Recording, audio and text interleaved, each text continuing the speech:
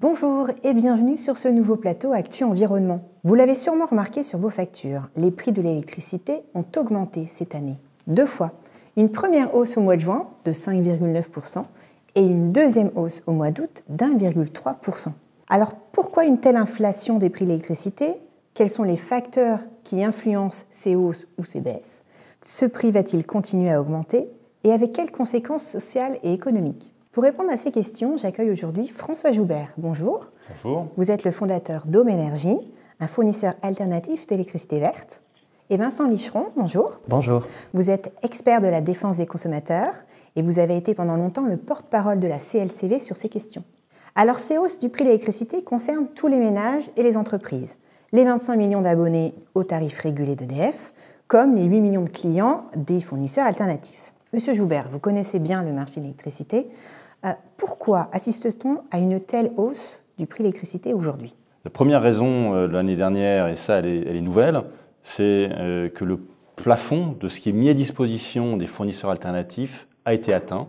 Il y a simplement un peu moins du quart de la production française qui est mis à disposition des fournisseurs alternatifs, et là on a atteint ce plafond. Ces fournisseurs alternatifs, ils se fournissent auprès de qui? Alors, ces fournisseurs alternatifs, ils ont deux possibilités. Soit ils se fournissent auprès en fait, de ce qui est mis à leur disposition dans le cadre de ce qu'on appelle la loi NOM. Et l'alternative, s'il n'y en a plus assez, c'est de se fournir sur le marché. Donc soit ils prennent la partie de production nucléaire qu'EDF leur vend, soit ils vont se fournir sur le marché de l'électricité. Alors, moi, je requalifie un peu la part d'électricité nucléaire. Pour moi, c'est une part de la production. Alors, c'est vrai que c'est qualifié comme nucléaire. Mais il ne faut pas oublier que pourquoi la loi NOM a été faite, c'est bien pour permettre à des fournisseurs alternatifs de se sourcer, d'avoir une production. Il n'y a pas que le nucléaire. En France, il y a aussi de l'hydraulique qui est là depuis longtemps, dont EDF a bénéficié et dont on fait bénéficier les fournisseurs alternatifs. Et c'est bien normal. Donc ça, c'est une première raison. La deuxième, quelle est-elle? La deuxième, c'est qu'en fait, les prix de l'énergie sont indexés sur les prix de marché de l'électricité. Les Français ne le savent pas forcément, mais il y a un marché de l'électricité. Ils sont habitués à ce que les prix à la pompe augmentent quand les prix du pétrole augmentent. Ils sont habitués à ce que même leur facture de gaz augmente quand les prix du gaz augmentent. Ils ont moins l'habitude d'une évolution de leur facture en fonction du marché de l'électricité. Pourtant, ce marché existe bien. Et ce marché de l'électricité, il est européen et les prix à la hausse, les prix sont à la hausse aussi sur ce marché. Alors, ce marché il est européen, les prix sont parfois à la hausse, parfois à la baisse. Là, il se trouve que l'an dernier, ils étaient à la hausse. Les années précédentes, ils étaient plutôt à la baisse, plutôt plus bas même que le prix régulé d'AREN de la loi NOM. Là, il se trouve que l'an dernier, ils étaient plus élevés. Alors du coup, si je réexplique un petit peu ce que c'est l'AREN, soit les fournisseurs alternatifs prennent la production d'électricité française, soit ils vont se fournir sur le marché européen qui est à la hausse. Mais le prix de l'électricité made in France est moins élevé que celui du marché? Alors, il faut savoir que ce n'est pas vraiment un prix, c'est en fait un coût qui a été déterminé de manière, je dirais, législative. EDF d'ailleurs considère que ce coût n'est pas du tout suffisant et souhaiterait qu'il augmente. Et en effet, en ce moment, il est un peu plus bas que le prix du marché européen. Il y a 2 ans, il était beaucoup plus élevé. Alors, comme tous les fournisseurs ont acheté toute la partie qui leur revenait de l'électricité made in France, ils ont complété par un achat d'électricité complémentaire sur le marché, d'où une hausse des prix. Absolument, c'est la première fois, il n'y a que 25%, donc un peu moins de 25% de la production nationale qui est mise à disposition de ces fournisseurs alternatifs, et pour la première fois, on a atteint ce plafond de 25%. Et donc, il n'y a pas d'autre possibilité. Ils n'ont pas d'autre option que d'aller se sourcer ailleurs. Ailleurs, et comme ce marché est plus élevé, mécaniquement, les prix augmentent. Mécaniquement, à travers la loi NOM, les prix en fait augmentent pour les fournisseurs alternatifs, mais surtout le principal bénéficiaire, il ne faut pas l'oublier, c'est EDF qui bénéficie évidemment du TRV au premier chef. Du TRV Tarif réglementé de vente. C'est l'acronyme pour désigner les prix de l'électricité réglementés en France. Donc tout est lié, les tarifs réglementés augmentent et les tarifs non réglementés augmentent également, ils sont indexés? Absolument. D'accord. Et les fournisseurs alternatifs n'ont pas le choix de ne pas répercuter ces hausses? Les fournisseurs alternatifs pourraient ne pas répercuter ces hausses, mais si les prix de marché augmentent, ils ne peuvent pas le faire sans perdre de l'argent. D'accord. C'est comme ça que réagissent les fournisseurs alternatifs par rapport La plupart. D'accord. Monsieur Licheron, on a l'impression que c'est un petit peu automatique et qu'on ne peut pas lutter contre ces hausses des prix. Est-ce qu'il y a c'est une méthode de calcul qui intègre un petit peu tous ces facteurs? Et qui décide de ces hausses? Alors effectivement, Monsieur Jobert a extrêmement bien expliqué les raisons de la hausse du tarif de l'électricité en France depuis plusieurs mois. Et je pourrais d'ailleurs me permettre d'être un petit peu plus provocateur pour expliquer cette hausse. C'est tout simplement que le marché ouvert à la concurrence sur cette énergie est très bancal, pour ne pas dire marche difficilement en France. Pourquoi? Parce que finalement, il est un des rares domaines qui a été ouvert à la concurrence et qui ne permet pas de baisser les prix, atteignant un principe, j'allais dire, sacro-saint de la libre concurrence des marchés. C'est en effet ce que l'Union européenne met en avant régulièrement quand elle demande l'ouverture de certains marchés, notamment l'énergie. Elle promet que ça va accentuer la concurrence et du coup bénéficier aux consommateurs par une baisse des prix. C'est ce qui est arrivé chez les télécoms, par exemple. Exactement. Pourquoi dans l'énergie, ça ne fonctionne pas comme ça? Eh bien, c'est une excellente question et c'était effectivement celle que l'on adressait en tout cas au gouvernement au sein de la CLCV. Et d'ailleurs, le gouvernement a tenté, on va dire, de résoudre ce problème en évoquant entre autres la volonté de modifier le calcul des tarifs réglementés de vente. En l'occurrence, la dernière loi énergie-climat prévoyait ces changements de mécanisme, mais le gouvernement vient d'annoncer qu'il ne toucherait à rien pour 2020. Pour l'instant, il n'y touchera pas. Tout à fait. Est-ce qu'il a quand même assez de marge de manœuvre? Est-ce que c'est vraiment qu'un calcul ou est-ce qu'il y a derrière, on va dire, d'autres facteurs peut-être plus politiques qui influencent le prix de l'électricité? Effectivement, c'est un sujet qui est éminemment politique puisqu'on parle d'un bien qui profite aux millions de Français et nous n'avons pas une marge de manœuvre qui est absolue vis-à-vis de l'Union européenne. Alors même si le gouvernement français a tendance à se défausser sur l'Union européenne sur ces sujets, en l'occurrence, c'est vrai que ce sont des jeux de négociation et parfois de coulisses qui peuvent échapper aux consommateurs et aux citoyens. Pourquoi ce tarif de l'électricité est négocié avec l'Union européenne? L'Union européenne ne décide pas du prix de toutes les matières et les produits en vente sur le marché. Pourquoi l'électricité, c'est si spécifique? Non, bien sûr, l'Union européenne ne décide absolument pas du prix de l'électricité en France. L'Union européenne, simplement, souhaite qu'il y ait une compétition qui est rendue très difficile en France par le fait qu'il y a un acteur qui possède quasiment 100% de la production. Et donc, à qui on a demandé de mettre à disposition des fournisseurs alternatifs une portion. Ça, c'était pour accentuer la concurrence. Pour permettre la concurrence. Donc 25% de la production. Pour permettre, donc, au début on a mis 25%, ce qui est une ouverture somme toute modeste. Il faut rappeler que chez tous nos voisins européens, l'acteur dominant, le plus gros acteur, n'est pas à 75 ou 80% comme en France, mais plutôt à 25-30%. D'accord, donc c'est un cas un peu spécifique à la France. Donc on a un cas très particulier, on est le seul cas en Europe, bon les gens ne se rendent pas forcément compte, à avoir cette situation-là. Et donc en ouvrant à 25%, c'est une petite ouverture qui ne suffit plus.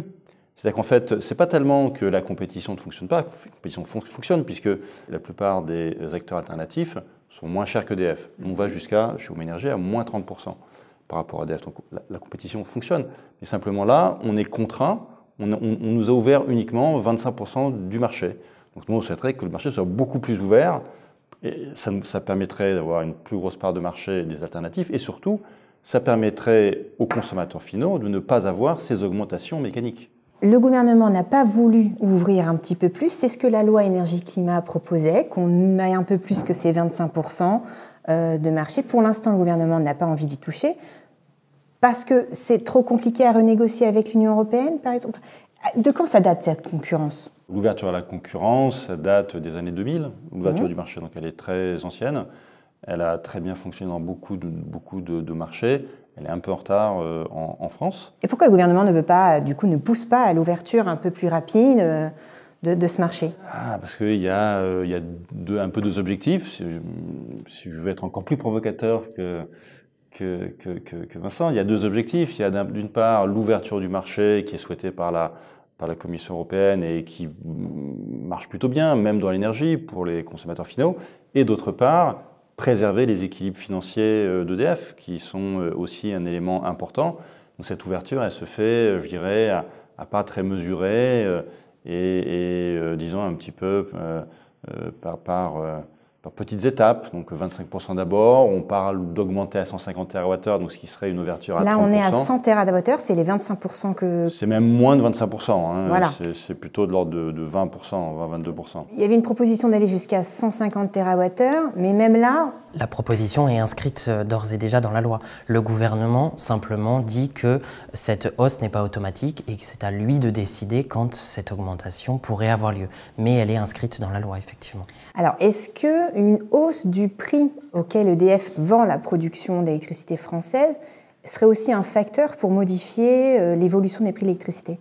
Alors effectivement, avant le vote et l'adoption de la loi énergie-climat, il y avait deux voix qui parlaient au gouvernement, celle qui réclamait l'élévation du plafond de l'Arenh d'un côté et celle qui réclamait la hausse du prix de vente de l'Arenh de l'autre. Et effectivement, le gouvernement semblait plutôt enclin de répondre à ces deux voix. En l'occurrence, il a estimé qu'il fallait d'abord demander l'avis de la Commission. Et puis parce qu'après tout, il n'était pas certain que le consommateur soit finalement le plus profiteur dans cette situation, parce qu'en réalité, il y a peut-être aussi une fuite en avant qu'il faut observer.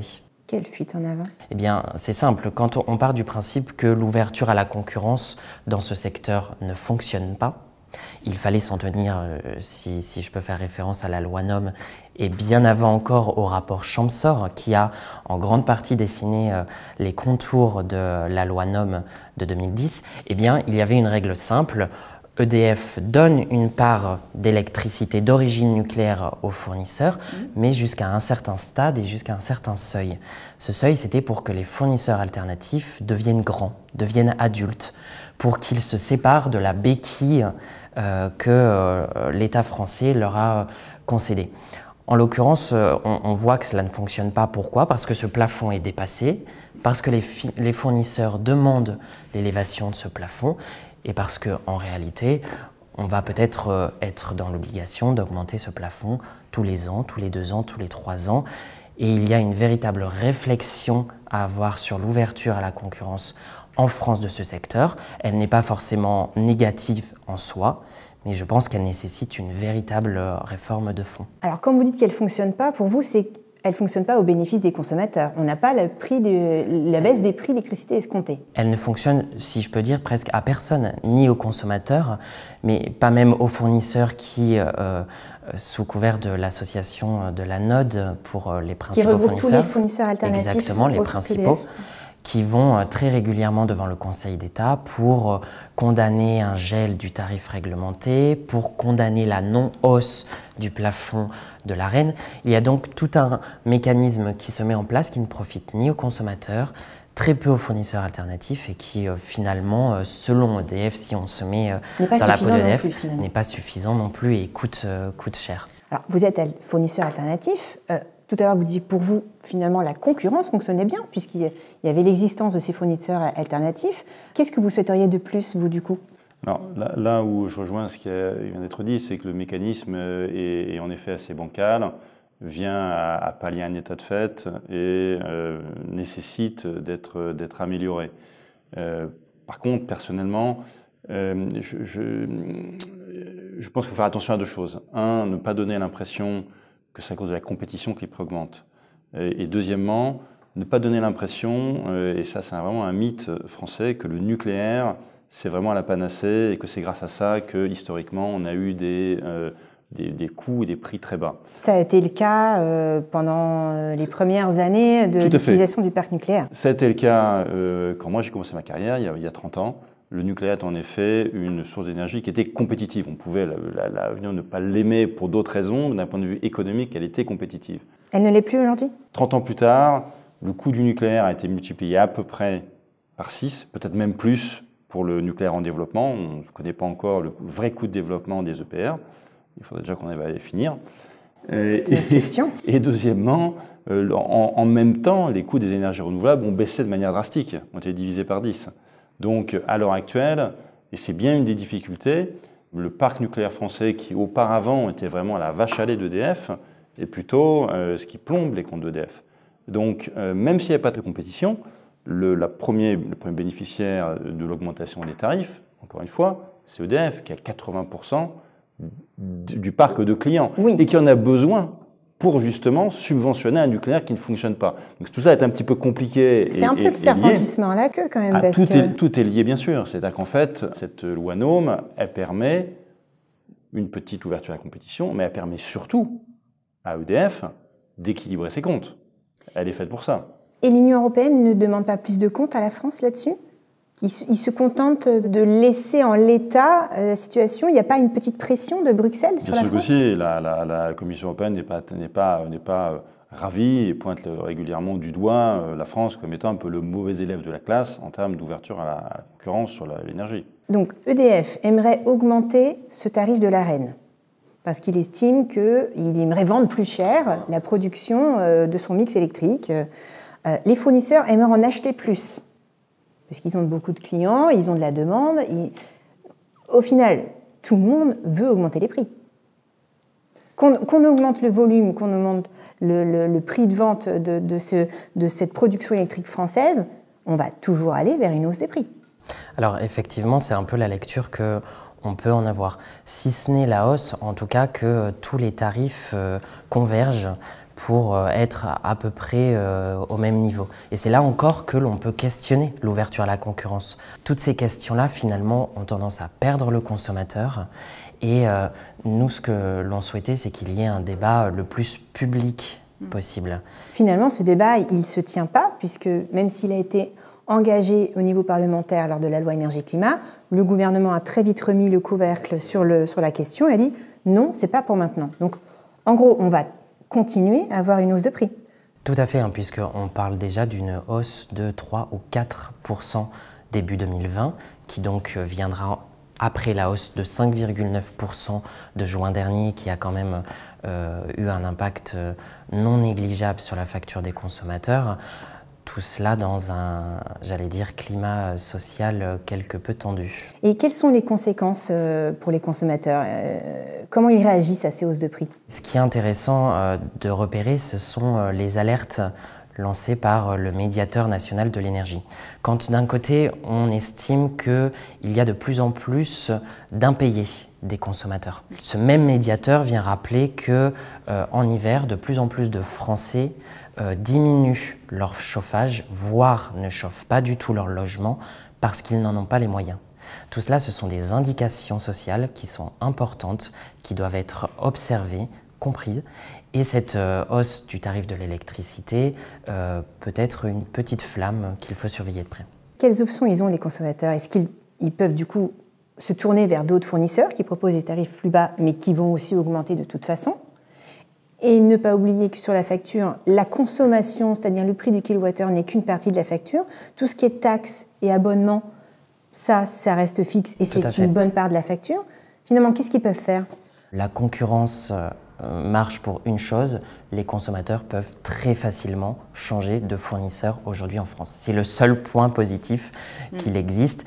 Et bien évidemment, ils peuvent faire des réductions.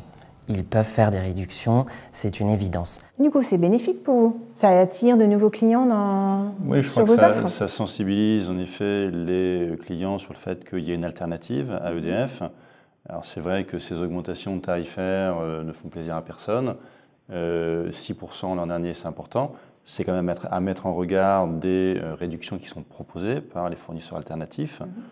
C'est vrai que structurellement, c'est pas comme dans les télécoms. C'est-à-dire qu'on ne va pas arriver sur l'électricité à réduire massivement les prix pour des raisons de structure de coût. Dans votre facture d'électricité, vous avez un tiers qui est lié à l'énergie, donc qui est lié à ce que fait le fournisseur, un tiers qui est lié au réseau, donc qui est le même pour tout le monde, c'est Enedis, donc ça on n'y peut rien, et un tiers qui sont des taxes, et ça on n'y peut rien non plus. Donc ces deux tiers-là, ils ne dépendent pas de nous. Par contre, sur le reste, quand on dit qu'on réduit jusqu'à 30%, c'est-à-dire qu'on est très très très compétitif en fait sur le reste. Et ça montre quand même que la compétition, elle joue, pas autant que dans d'autres domaines, mais elle joue, elle peut permettre pour certains en fait d'amortir un peu ces hausses de prix. Qu'est-ce qui pourrait faire changer la donne ? Qu'est-ce qui pourrait convaincre le gouvernement de rouvrir le débat de cette concurrence, d'aller plus loin ? Est-ce qu'il y a quand même des facteurs qui pourraient nous rassurer là-dessus? Est-ce qu'on ne va pas continuer à maintenir le statu quo de cette manière? Qu'est-ce qui pourrait faire bouger les lignes? En réalité, on voit que sur cette question, on touche à l'une des questions les plus protégées dans ce pays, si je puis dire. C'est-à-dire que concrètement, l'électricité, c'est un sujet fondamental en France, notamment parce que pour des questions d'indépendance énergétique, la France a fait le choix d'investir massivement dans le nucléaire. Et ce choix, on ne sait pas si le gouvernement veut le prolonger, veut le stopper ou pas. Quand bien même, d'un côté, on dirait que le nucléaire est une énergie propre parce qu'il ne dégage pas de CO2, ou d'un autre, dire que c'est l'une des énergies les plus polluantes au monde parce qu'on ne sait pas quoi faire de ces déchets. Mais tout ce débat-là, il faudrait qu'il soit sur la place publique. Or là, en l'occurrence, il a débuté à l'Assemblée nationale et au Sénat. On voit que le gouvernement a très rapidement mis une chape de plomb sur celui-ci pour aller négocier devant la Commission européenne. Mais négocier quoi? Sur quel sujet? Sur quel fondement? On ne le sait pas. Exactement comme cela s'était déroulé lors de la loi NOM, avec des échanges entre François Fillon et l'Union européenne, dont la France ne connaît absolument pas le contenu de la négociation, ni les enjeux. Est-ce qu'il n'y a pas une crainte aussi que la Commission européenne, du coup, pour l'instant, elle n'est pas proactive, elle met un peu la pression sur la France, mais elle ne provoque pas la remise en négociation de ce système-là. La France n'a-t-elle pas peur que si elle ouvre, on va dire, cette boîte de Pandore, que la Commission en profite pour la pousser à aller beaucoup plus loin que ce que la France serait prête à faire? Est-ce qu'il n'y a pas un peu de crainte là-dessus? Si, effectivement. On voit que, par exemple, cet incident, puisque l'ouverture à la concurrence du marché de l'hydraulique, par exemple, c'est-à-dire concrètement l'ouverture à la concurrence des barrages. Oui, des concessions, l'ouverture des concessions Exactement. à d'autres opérateurs qu'EDF. Là encore, c'est un sujet qui est sur la table et qui est délicat également. Pourquoi? Parce que dans les territoires, c'est un sujet qui est pas forcément bien perçu, parce que on estime que les barrages, cela fait aussi partie d'un trésor national, d'un patrimoine national en matière de création d'énergie, que les collectivités y sont attachées, qu'il y a aussi des enjeux de sécurité nationale, parce que souvent les retenues de barrages alimentent des centrales nucléaires.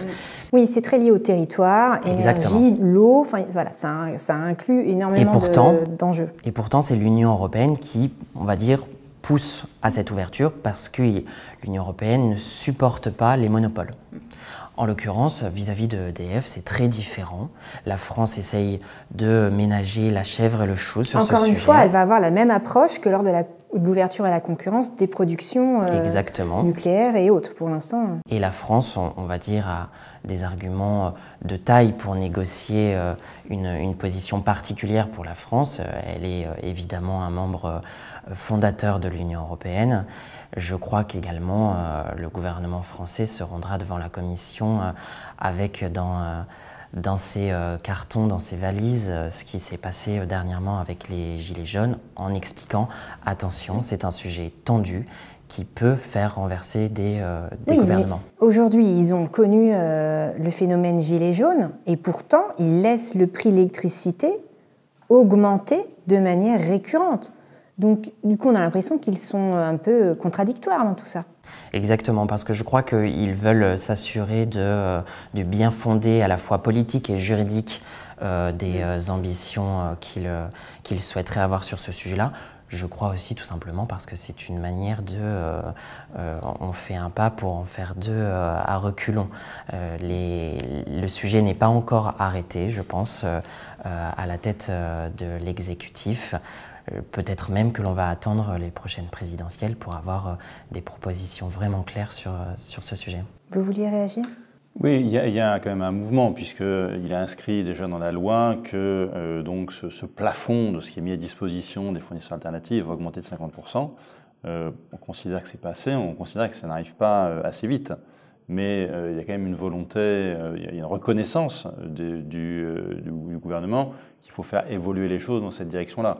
Bon, pas assez vite, pas assez fort, mais il y a une acceptation que c'est bien la direction. Mais rien ne garantit qu'avoir accès à plus de production électrique française sera moins cher que d'aller chercher sur le marché pour vous. Là, en l'occurrence, à l'heure actuelle, dans la configuration actuelle du marché, Si. C'est avantageux, mais... Dans la configuration actuelle de marché, oui, puisque ça permet justement de manière mécanique de ne pas avoir d'hausse tarifaire. Si demain, au lieu d'avoir 100 TWh, on avait 150 ou 200, les prix baisseraient.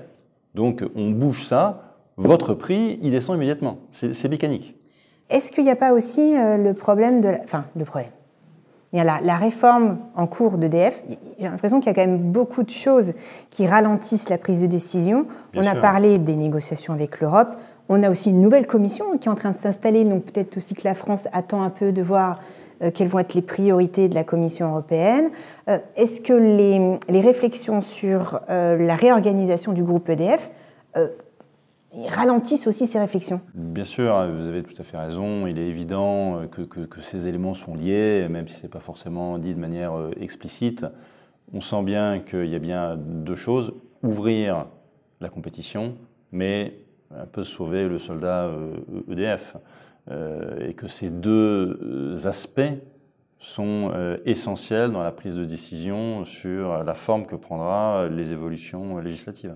J'ai l'impression que c'est un peu du coup fataliste. Le prix de l'électricité va continuer à augmenter. Dans tout ce débat-là, sur ce sujet-là, on estime qu'il y a des décisions à prendre et que chacun doit prendre ses responsabilités. C'est-à-dire que le gouvernement n'a pas à jouer en permanence à cache-cache parce que d'un côté, il inscrit dans la loi l'augmentation du plafond de l'Arenh, mais immédiatement après, il contredit le législateur en disant « on stoppe tout ».